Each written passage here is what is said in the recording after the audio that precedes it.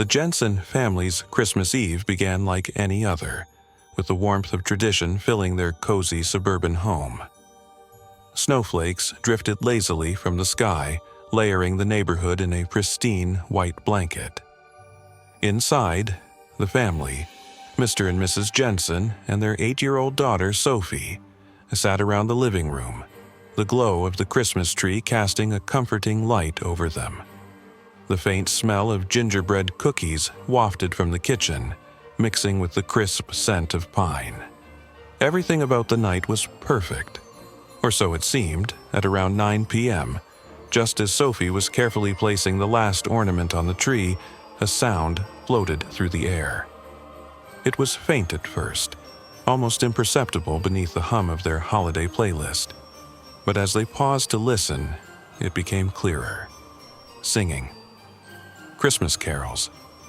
"Carolers!" Sophie exclaimed, clapping her hands together with excitement. "That's odd," Mr. Jensen muttered, glancing at his wife. "We never get carolers around here." Mrs. Jensen shrugged with a small smile. "Maybe it's a new tradition. Let's go say hello." Together, the family made their way to the front door. When they opened it, the chill of winter rushed inside, but the sight before them was enough to distract from the cold. 4 carolers stood on the snow-covered lawn. Dressed in old-fashioned Victorian attire, they held lanterns that flickered softly in the dark. Their voices harmonized beautifully as they sang "Silent Night." Yet there was something unsettling about them. Their faces, illuminated by the lanterns, were pale and expressionless. Their eyes seemed to look past the Jensens rather than at them, and their movements were stiff, almost mechanical. "Wow," Sophie whispered, mesmerized by the scene. The Jensens clapped politely as the song ended, and one of the carolers stepped forward. He was tall and gaunt, his face framed by wiry gray hair. He stared directly at Sophie, his lips curling into a thin smile. "Merry Christmas," he said, his voice low and chilling. Before the Jensens could respond, the carolers turned as one and began walking away, their lanterns bobbing in unison. "Wait," Mrs. Jensen called after them. "Would you like some hot cocoa or cookies?" But the carolers didn't stop. They disappeared into the night, leaving no footprints behind in the freshly fallen snow. The family returned inside, a strange silence settling over them. "Well, that was different," Mr. Jensen said, trying to laugh off the unease that had crept into his chest. Sophie, however, seemed enchanted by the carolers. "Did you see their pretty lanterns? They looked like they were glowing from the inside." Mrs. Jensen nodded absently. "Yes, honey. Very unique." The evening continued, though the strange encounter lingered in their minds. By midnight, Sophie had fallen asleep on the couch, clutching her favorite stuffed bear. Mr. Jensen carried her to bed while Mrs. Jensen tidied up. They decided not to discuss the carolers further, dismissing it as a peculiar but harmless incident. Sophie awoke around 2 a.m., her room bathed in an odd, pale light. At first, she thought it was moonlight reflecting off the snow. But as her eyes adjusted, she realized the light was coming from her window. She sat up, clutching her bear tightly. Outside, standing on the lawn, was the caroler who had spoken to her earlier. He held his lantern high, its glow illuminating his hollow eyes and skeletal smile. He raised his free hand and beckoned to her. Sophie's breath caught in her throat. She wanted to scream, to run to her parents, but she couldn't move. It was as if an invisible force held her in place. The caroler's smile widened, and he began to hum softly, the same melody of Silent Night drifting through the glass. Finally, Sophie managed to break free from the trance. She leapt from her bed and bolted down the hall to her parents' room, tears streaming down her face. "He's here! The caroler is here!" she cried. Mrs. Jensen sat up groggily. "Sophie, what are you talking about?" "The man with the lantern. He was outside my window." Mr. Jensen exchanged a worried glance with his wife before getting up. "Stay here," he told them, grabbing his coat. "I'll check it out." He stepped into the cold night, his boots crunching against the snow. He walked around the house, shining his flashlight into the darkness. There was no sign of anyone, no footprints, no lantern light, just the stillness of the snowy night. When he returned, he found Sophie sobbing in her mother's arms. "There's no one out there, sweetheart," he said gently. "You must have had a bad dream." But Sophie shook her head violently. "It wasn't a dream. He was there, I swear." The next morning, the Jensens tried to put the incident behind them. But Sophie remained on edge, refusing to go near her window. When they stepped outside to shovel the driveway, they noticed something strange. On their doorstep sat a single red candle, melted halfway down, its wax pooling on the concrete. Mrs. Jensen picked it up carefully. "Where did this come from?" she asked, though no one had an answer. As the day went on, Sophie's behavior grew more peculiar. She wouldn't let go of her bear, clutching it so tightly her knuckles turned white. She kept looking over her shoulder, as if expecting the caroler to appear at any moment. By evening, her parents were genuinely concerned. That night, as the family sat in the living room, the power suddenly went out. The house plunged into darkness, save for the faint glow of the fireplace. Mr. Jensen went to check the breaker box while Mrs. Jensen lit candles. Sophie sat curled up on the couch, her eyes wide with fear. Then they heard it. The faint sound of singing, coming from outside. "Not again," Mrs. Jensen whispered, her hands trembling. She crept to the window and peered out. The carolers were back, standing in the exact same spot as the night before. Their lanterns cast long, flickering shadows across the snow. This time, their singing was louder, more haunting. The words were garbled, almost like a chant. And once again, the tall, gaunt man was staring directly at Sophie through the glass. "Go away," Mrs. Jensen shouted, yanking the curtain shut. "Leave us alone." But the singing continued, relentless and chilling. When Mr. Jensen returned, he found his wife and daughter huddled together, the fear palpable. He grabbed a baseball bat and stormed outside, determined to put an end to the madness. But as soon as he stepped onto the porch, the singing stopped. The carolers were gone, leaving no trace behind. The following days were a blur of fear and paranoia. The Jensens contacted the police, but without evidence there was little they could do. Sophie refused to sleep in her room, instead staying with her parents. And every night the family would find another red candle on their doorstep. On New Year's Eve, the Jensens decided they couldn't take it anymore.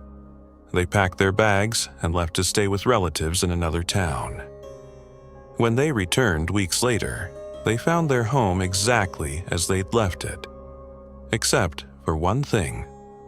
On the dining room table was a single, handwritten note. It read, "You can't run forever."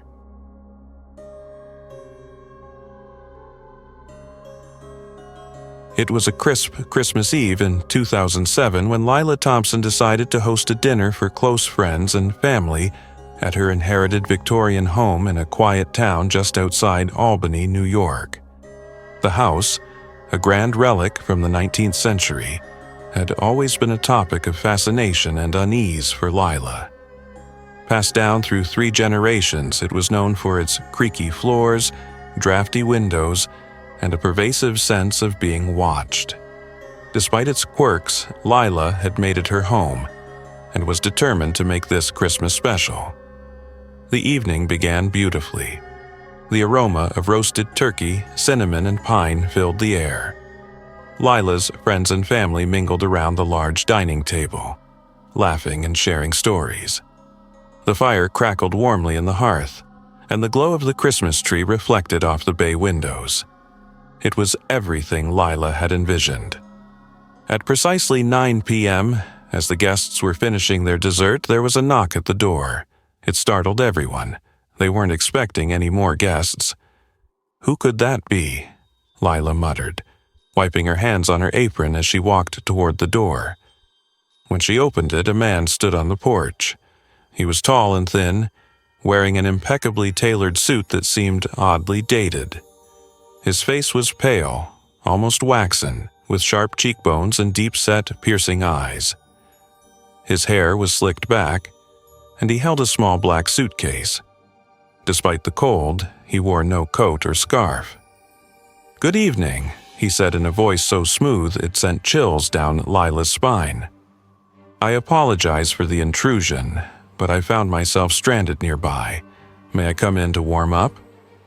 Lila hesitated, her instincts battling her upbringing. It was Christmas Eve after all, and turning someone away felt wrong. "Of course," she said finally, stepping aside. "Please, come in." The man's smile was slight and calculated.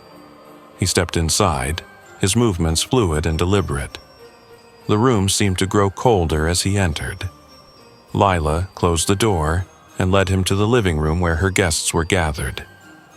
"Everyone, this is—" Lila trailed off, realizing she didn't know his name. "Gabriel," the man supplied, his gaze sweeping over the room. "Thank you for your kindness."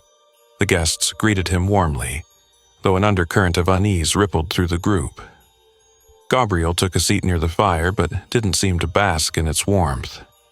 Instead, he remained rigid, his suitcase resting on his lap. Lila offered him a plate of food, but he declined. "I'm not hungry," he said, his voice barely above a whisper. The evening carried on, though the mood had shifted. Gabriel didn't engage much in conversation, only speaking when directly addressed. His answers were polite but curt, and his dark eyes seemed to bore into whoever was speaking. As the clock neared midnight, Gabriel stood abruptly. "Thank you for your hospitality," he said, his tone final. "But I must take my leave. Are you sure?" Lila asked, glancing outside at the swirling snow.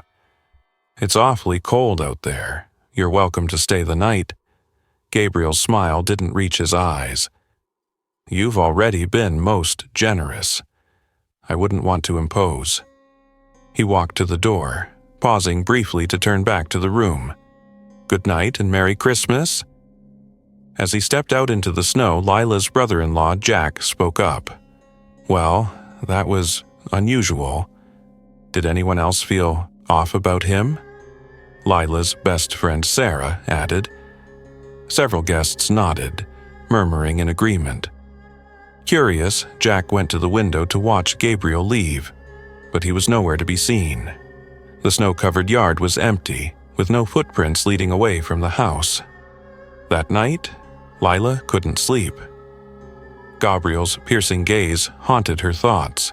She tossed and turned until a sudden noise jolted her awake. It was a faint tapping sound coming from downstairs. She sat up, heart pounding, and listened. The tapping continued, rhythmic and deliberate. Gathering her courage, she slipped on her robe and crept down the stairs. The house was eerily silent except for the persistent sound, which seemed to be coming from the front door. When she reached it, she hesitated. "Who's there?" she called, her voice trembling. The tapping stopped. Holding her breath, she unlocked the door and opened it a crack. The porch was empty, but something caught her eye. Sitting on the doormat was Gabriel's suitcase. Lila's stomach churned. She hadn't seen him leave it behind. With trembling hands, she brought the suitcase inside and set it on the dining table. It was surprisingly cold to the touch. "What are you doing?" Sarah's voice startled her. She was standing in the doorway, having come down to check on Lila. "It's his," Lila whispered, gesturing to the suitcase. "Gabriel's. He left it here." Sarah frowned. "Are you going to open it?" Lila nodded, though every fiber of her being screamed at her not to. She unlatched the suitcase and lifted the lid. Inside was a single item, an old leather-bound book. Its cover was embossed with strange symbols that seemed to writhe in the dim light. "What is this?" Sarah murmured, leaning closer. Lila opened the book, revealing pages filled with illegible script and disturbing sketches. One drawing depicted a shadowy figure standing in the snow, surrounded by faceless people. Another showed a Victorian house that looked eerily like Lila's. As they flipped through the pages, the air in the room grew heavier. A low, almost imperceptible hum filled their ears. Suddenly, the fire in the hearth roared to life, casting flickering shadows across the walls. Lila slammed the book shut. "We need to get rid of this." Sarah nodded, her face pale.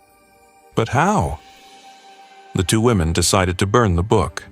They carried it to the fireplace and tossed it into the flames. The fire crackled and hissed, but the book didn't burn. Instead, the symbols on the cover glowed faintly, as if mocking their efforts. A sudden, bone-chilling wind swept through the house, extinguishing the fire and plunging them into darkness. The hum grew louder, transforming into a deep, resonant voice that seemed to echo from everywhere and nowhere. "You should not have opened it." Lila and Sarah clung to each other, paralyzed with fear.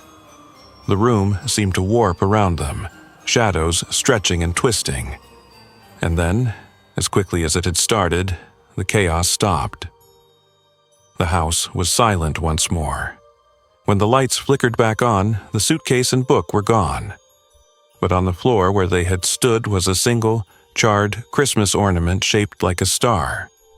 It was inscribed with one word: Gabriel. Lila never saw Gabriel again, but the events of that night left a permanent scar on her psyche. She eventually sold the house, unable to bear living there any longer. The new owners reported no strange occurrences, but Lila knew better. Every Christmas Eve, she lit a candle and placed it by her window, a silent plea for forgiveness and a warning to whatever might be watching.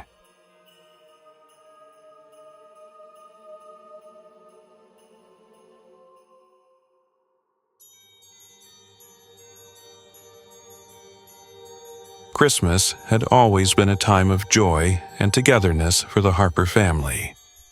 Every year, they gathered at their ancestral cabin deep in the snowy woods of Vermont. The cabin, built by their great-grandfather in the early 1900s, was a rustic haven with creaking floorboards, a massive stone fireplace, and walls adorned with old family photos. For decades, it had been the heart of their Christmas tradition. In December 2012, the family decided to spend one last Christmas at the cabin before selling it. Over the years, maintenance had become too much to handle, and the property's remote location made it increasingly impractical. For this final gathering, the entire Harper clan showed up: aunts, uncles, cousins, and grandparents, all eager to make lasting memories. Snow blanketed the forest as the family arrived, their laughter and chatter filling the air as they unpacked their cars and carried gifts, food, and decorations inside. The old cabin seemed to groan in welcome, its wooden beams creaking under the weight of decades of memories. As night fell, the family gathered around the fireplace, the flames casting flickering shadows on the walls.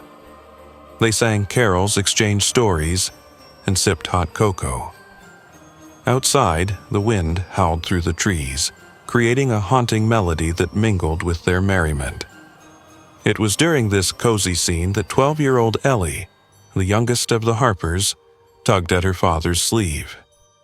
"Daddy, who's that man by the tree?" she asked, her voice tinged with curiosity rather than fear. Ellie's father, Mark, frowned and followed her gaze to the large picture window overlooking the snow-covered yard. He saw nothing but darkness and the faint outline of the towering pines. "There's no one there, sweetie," he said, ruffling her hair. "It's probably just the shadows playing tricks on you." Ellie nodded, though she seemed unconvinced. The family continued their festivities, but Mark couldn't shake a nagging sense of unease. He glanced at the window several times, half expecting to see something or someone staring back. Later that night, after everyone had gone to bed, the cabin settled into an eerie silence. The wind outside had died down, leaving only the creaks and groans of the old structure. Mark was lying awake, listening to the rhythmic ticking of the grandfather clock in the hallway when a soft knock echoed through the cabin. He sat up, his heart pounding. The knock came again, louder this time. It wasn't coming from the front door, but from the back of the cabin where the kitchen door led to the woods. Mark grabbed a flashlight and a heavy iron poker from the fireplace before making his way through the darkened cabin. The kitchen was icy cold, his breath visible in the beam of the flashlight. He hesitated before unlocking the door and pulling it open. The snow outside was undisturbed, and there was no sign of anyone. Just as he was about to close the door, he noticed something odd. A single set of footprints leading away from the cabin and into the woods. The prints were large, too large to belong to Ellie or any of the women in the family, and they appeared fresh. "Hello," Mark called, his voice swallowed by the trees. There was no response, only the faint rustling of branches in the wind. He closed the door, bolted it, and returned to bed, his mind racing with possibilities. The next morning, Mark told the family about the footprints. Most of them brushed it off, attributing it to a wandering hiker or a prank by some locals. But Ellie's face grew pale. "It's the man I saw last night," she whispered. "He's watching us." The family exchanged uneasy glances but decided not to let it ruin their day. They spent the morning sledding, building snowmen, and decorating the cabin. By afternoon, the strange incident was all but forgotten. That evening, as the family gathered for dinner, the power suddenly went out. The cabin was plunged into darkness, and the cheerful atmosphere evaporated. Mark and his brother Tom went to check the fuse box but found nothing amiss. "It's probably the snowstorm," Tom said, though the storm had ended hours ago. They lit candles and continued their dinner, their laughter more subdued now. As the night wore on, the temperature inside the cabin dropped drastically. Even with the fireplace roaring, it felt as if an unseen presence was sapping the warmth from the air. The family huddled together, wrapped in blankets, but the oppressive cold seemed to seep into their very bones. Around midnight, Ellie's scream shattered the silence. Everyone rushed to her room, where they found her sitting upright in bed, her eyes wide with terror. "He was in my room," she sobbed. "The man from the woods, he was standing at the foot of my bed." Mark searched the room, his heart hammering, but there was no sign of anyone. The window was locked from the inside, and the fresh snow outside showed no footprints. "It's just a bad dream," he said, though his voice lacked conviction. The family decided to stay together in the living room for the rest of the night. They locked all the doors and windows, piled wood onto the fire, and kept a watchful eye on the shadows that danced across the walls. Sleep was impossible. As dawn broke, the family's relief was palpable. They decided to cut their trip short and leave the cabin that morning. While packing, Ellie's older cousin, Jake, noticed something strange. The family's Christmas tree, which had been decorated with ornaments the night before, was now bare. Every ornament was missing, and the tree's branches were twisted as if they'd been wrenched by unseen hands. "We need to go," Mark said, his voice firm. "Now." As they loaded their cars, Ellie pointed to the tree line. "There he is!" she cried. The family turned to look, but saw nothing. Ellie insisted she'd seen the man, his pale face peeking out from behind a tree. Her fear was contagious, and the family hurriedly finished packing as they drove away. Ellie's grandmother, Ruth, who rarely spoke of the past, broke her silence. "This isn't the first time something like this has happened," she said, her voice heavy with emotion. "Your great-grandfather built this cabin, but he'd always warned us never to stay here too long. He said the land was cursed, that strange things happened the longer you stayed. We thought it was just an old man's superstition." The family drove in silence, the weight of Ruth's words sinking in. They never returned to the cabin, selling it to a distant buyer who'd heard nothing of its history. To this day, the Harpers speak of that Christmas with a mix of fear and awe, each wondering what might have happened if they'd stayed another night.